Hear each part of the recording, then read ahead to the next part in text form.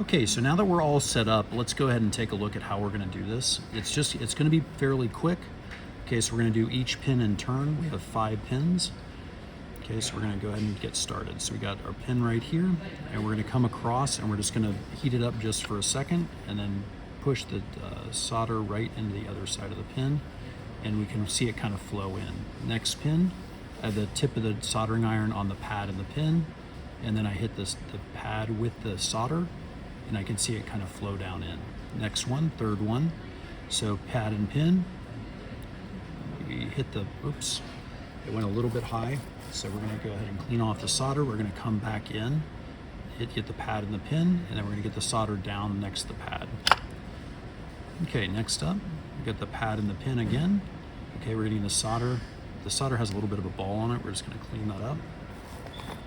Okay, I'm going to come back in, the pad and the pin with the soldering iron. We're going to get the solder right down on that pad and let it flow right in.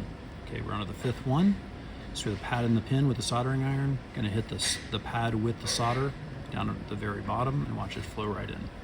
Okay, there we have it.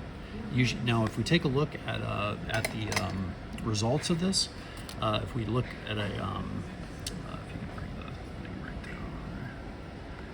Okay, so what we should see here is we should see 5 kind of Hershey kisses of metal that are basically this kind of conical shape around the pins going down onto the pad.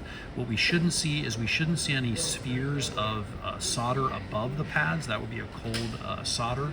And we shouldn't see any bridges between the pins. So we should see green space between each pin.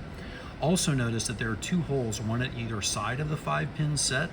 And so a really common mistake would be to basically misplace the headers and put one of the headers into one of those mounting holes on the that are next to the 5 pins, the 5 holes that have the metal pads on them.